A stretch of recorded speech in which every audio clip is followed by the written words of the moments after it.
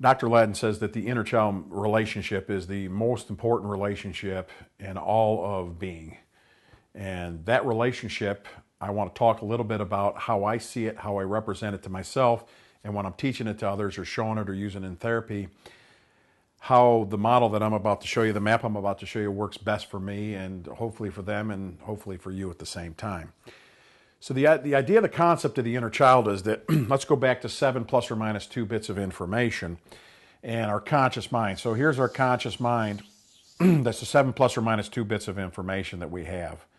So if we consider this to be the P in the midst of the stadium, then all the rest is the stadium. But what happens is from this level of consciousness, we kind of can look out into the world and we say, I want to do this and I want to do that. And you want to go in many different directions with your 7 plus or minus 2 bits of information, but you run into all kinds of resistance. So we try to do all kinds of things to get our unconscious mind, the part that takes care of our body, the part that puts us to sleep and wake us up, and we try to force that into doing stuff for us. We try to make it happen. We try to force it through instead of looking at it and dealing with it in a different sense. So if you have a little kid, what's it like if you try to force your kid to do everything he does or she does, as compared to if you talk to the child, if you get the child to have an understanding, if you get the child to have a relationship. And in our personal lives, the most important relationship with birth and growing up is the mother-child relationship, the mother-child relationship. So what Dr. Len has done in the mother-child relationship is taken it and superimposed it over the conscious and the unconscious mind. And the sense is to say that the conscious mind is the parent. And logically, we think as the parent, we don't go to the child to find out to get things done. But the paradox of the whole thing is that our unconscious mind has been around since we've been born. It's older than us as a conscious mind. So in a sense, it is the biggest, most powerful part of who we are. It is the part that's been around the longest and that runs most of the show. But consciously, with the 7 plus or minus 2, we try to force things on the unconscious mind or the child. So to reframe it, if we take the mind here, first of all, let's just say we look outside and we can see it. And one of the things I say to people is imagine that you're locked into a bubble, so to speak, or you're locked into something that you can't get out of, but you can see it. It's like I can see this. Why can't I do this? I said, imagine that bubble is like saran wrap, where or a helmet where you can kind of like go right up to it and you can see everything. And it's almost like it's in your reach, but you can't get past it. There's a barrier.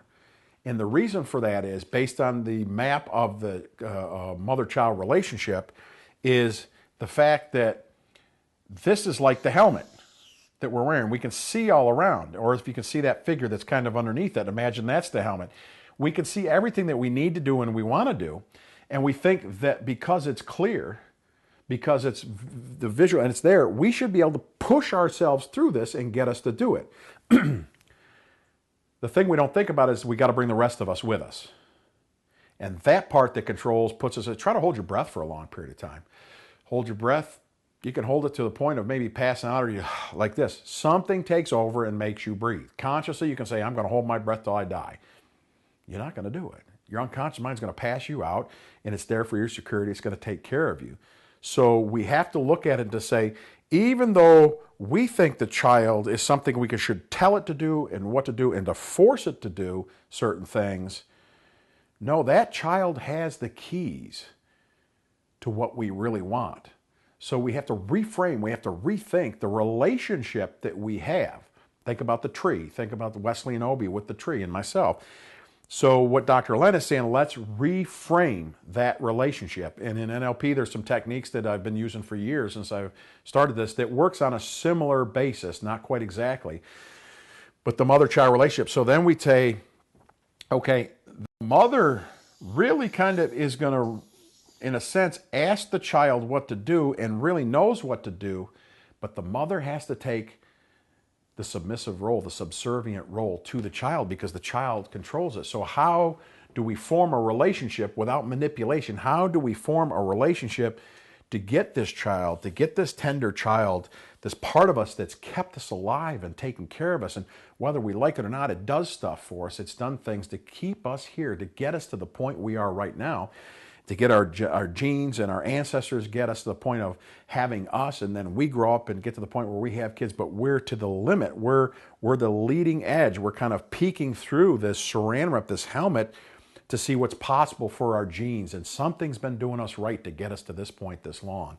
So if we sit there and say, okay, we'll format this in a very gentle, special way, a mother and a child, a mother looking at a baby and saying, wow, this baby can't do much of anything, but this baby really controls everything that's going on. So how do I form a relationship with it? And there's a meditation you're going to hear in this. It was in the Zero Limits DVD, and Dr. Len does it, called the Inner Child Meditation, which will take you through. I want to explore the process with you so that when you go into the Inner Child Meditation, that your mind, your body, your awareness is going to be set up for this relationship. It's going to be formatted in a sense that you can kind of step into it. When the dam opens and you start to do the relationship, when the water starts to flow out, it's going to flow exactly where it's supposed to flow. So the sense is that this is the mother up here, and then all of this, all the rest is the child, the inner child that's there. The way to the divinity, the way to open up, the way to start asking our unconscious, the inner child, to open up and to have the special relationship with us, and to let the divine through, to know, to be able to start opening up the stimulus and response for the gaps to get in there. It requires that we actually go back, instead of going outwards in all these directions, we actually have to go down inside of our unconscious mind to the inner child. So we're going inside, we're going in, and we're going down. We're going to the child. It's counterintuitive in a way. You say, why would you go to a child for anything? It's the idea of not why would you go to a child. What happens to that child if you treat your unconscious, that part of you that's got you to survive, no matter what you think you look like or your weight or whatever it is that's got you to survive to this place in time, to show appreciation as a mother, the kind of love that a mother would show to its child, its baby. And what would happen if we show that kind of respect and that kind of love to the inner child? Will the inner child then begin to work with us to open up and to actually recognize the stimulus response that's going on, and then start to help us implement and grow into somebody that's a more spiritual being with letting the divine come through us more. I hope this is making sense to you, because it's extremely important. So what we want to do is go to the child and realize the paradox is we're going to love, the mother's going to love the child as a mother would love a child, but we're asking the child to do things that in our reality the parent would do. That's the paradox of it. So you get your mindset right to say, okay, I'm asking something, because this inner child then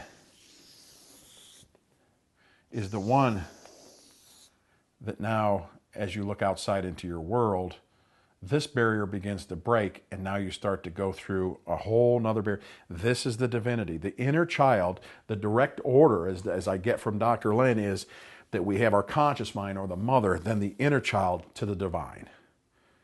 And even though it's all one, we want to break it apart into concepts so we can get the concepts. One of the things I tell myself, I tell clients and everything, is that if you want to get on the train, you may ride your bike to the train or to the train station and get on the train. Then the train takes you somewhere else. You no longer need the bike. So what we're doing is we're using this process to get in the emotions and to get the connection going, to filter through, to go down into the inner child, and then the inner child is directly connected with the divine. What we're working up to here is the idea that this inner child and the divine, big D,